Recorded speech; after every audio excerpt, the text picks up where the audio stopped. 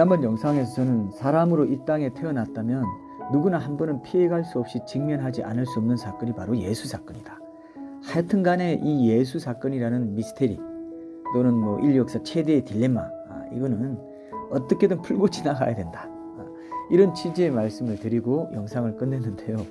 오늘은 제가 왜 그렇게 예수 사건이 그 자체로 어쩌면 인류 역사에서 가장 특별한 사건일 수밖에 없는가, 이것에 대해서 좀 나누고 싶습니다. 여러분도 동의하실는지 모르겠습니다만 예수님에 대해서 아무것도 듣지 못한 사람들은 사실 그분에게 실족할 일도 없을 거라고 생각합니다. 예수님에 대한 소문이 무성한 이 오늘날과 같은 이 시대, 이런 때에 그분에 대한 진실을 알기 위해서 한 발짝만이라도 더 진지하게 나와서 이렇게 한번 살펴보려고 하지 않는 이들, 그런 사람들이 실족하게 된다고 생각합니다.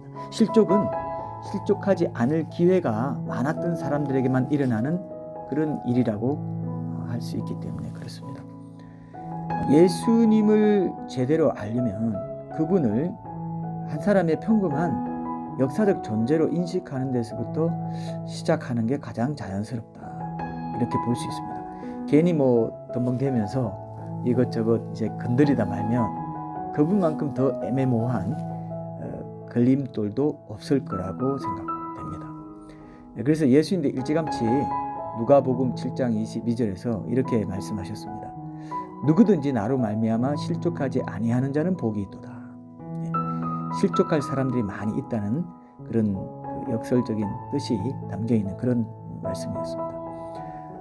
인류 역사를 통틀어서 최대 미스터리는 예수님이시라고 그동안 제가 계속 이제 강조해 왔는데요. 그분이 이 땅에 한번 생존한 적이 있다면 그런 사람 있었구나 하고 그냥 지나치면 이게 큰일 나는 일입니다. 큰일 나는 일, 이런 표현이 가능한지 모르겠지만요. 자신을 가리켜서 하나님이라 한 사람은 C.S. 루이스의 말대로 사기꾼이거나 정신병자거나 진짜 하나님이거나, 이 세 가지 가능성 중에 하나일 수밖에 없는 그런 존재라고 할 수 있을 것 같습니다. 그러니까 이렇게 보면 예수님을 진짜 이상한 분이라고 느끼면서부터 그분을 제대로 알아가기 시작한다고도 말할 수 있습니다. 진짜 수수께끼 같은 존재라고 자각하면서부터 더 이상 그의 존재가 적당히 숨어있지 못하고 어쩔 수 없이 본색을 드러내게 만들 수 있기 때문에 그렇습니다. 예수님을 상식적으로 지나치면 영원히 지나치고 말 수 있다는 거죠.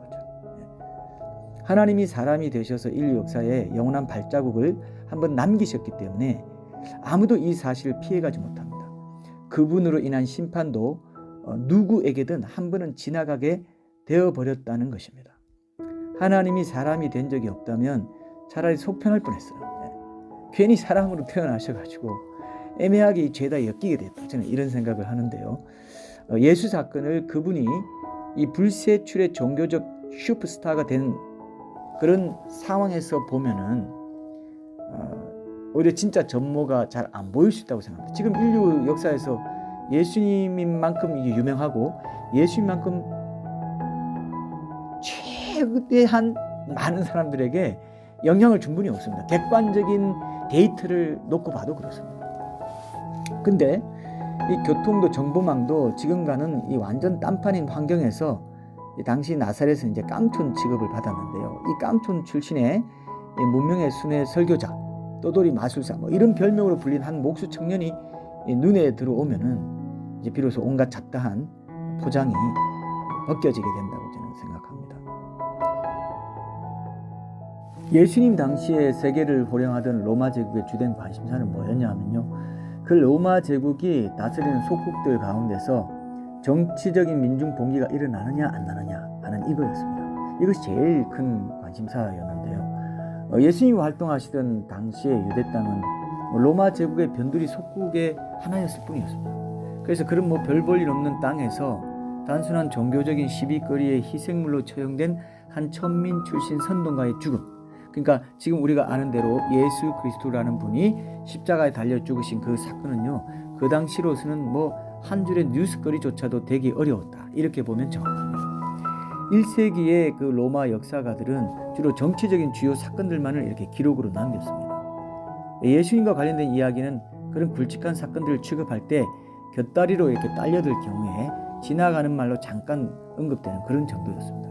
이런 정황이다 보니까 오히려 그들이 무심하고도 이렇게 시큰둥하게 그렇게 기록한 예수님에 대한 이야기, 그런 짧은 언급 이런 것보다 더 비조작적이고 사실적이고 객관적인 그런 예수님의 역사적 실존 증거도 없다고까지 말할 수 있다고 생각합니다. 여러분 이제 로마 역사가들의 책이나 이런 것들 이제 나중에 들 기회가 있을지 모르겠지만 그런 역사가들의 공인된 책들에 그 크리스투스라는 사람이 등장하거든요. 그러면서 뭐 이런 일이 있었다라고 이렇게 얘기하는 아주 짧은 언급인데 그런 것이 사실은 상당히 역사적인 그리고 객관적인 그런 증거가 예수님의 실존 증거가 된다 이렇게 볼 수 있다는 거죠. 예수님이 이 땅에서 여러분 목수였다는 것은 결코 낭만적인 그림이 아닙니다. 당시 목수는 돌이나 쇠, 목재로 자잘한 농기구를 만들고요. 크고 작은 건축일까지 챙긴 막노동 자벽부였습니다. 예수님은 성화 속에 나오는 그런 여리고 온유한 이미지의 서양 남자가 아니라 아주 단단한 근육질의 이 중동 남자였다고 보는 게 더 정확합니다. 근데 보통 사람들의 수강을 받는 어떤 위대한 존재나 사건을 신화로 만들려면은 적어도 100년은 걸린다고 합니다. 근데 이 예수 사건은 아주 짧은 시간에 수많은 목격자들에 의해서 역사적인 사실로 굳어졌고요. 그를 죽인 자들이 살아있을 때 공식적으로 문서화되었습니다. 그게 신약 성경인데요. 그래서 야고보 사도도 이 신약 성경 야고보서 5장 6절에서 동시대인들에게 이렇게 말했습니다.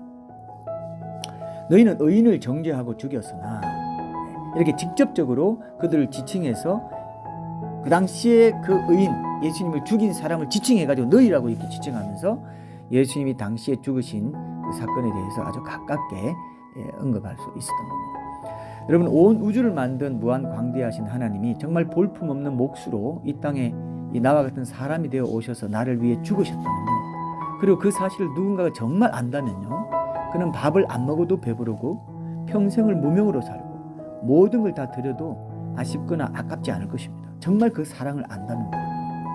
지금 제가 5분 갓토크 영상을 통해서 예수 사건에 대해서 이렇게 여러 예들을 들어가면서 여러분과 나누려고 하는 이유가 있습니다. 바로 이 창조주 하나님이 온 인류 각자에게 친히 보여주신 이 엄청난 사랑을 올바로 알고 나면 정말 그 사랑을 깨닫고 나면 누구나가 다 이렇게 하나님 그러니까 예수님을 사랑하게 될 것이기 때문에 이제 그 기대를 갖고 이런 영상 전도 사역을 진행해 나가고 있는 것입니다. 오늘 5분 갓토크는 여기까지 나누고요. 다음 영상에서 계속 이 예수 사건에 대한 이야기를 이어가 보도록 하겠습니다. 지금까지 갓토크 TV의 안환균 목사였습니다. 감사합니다.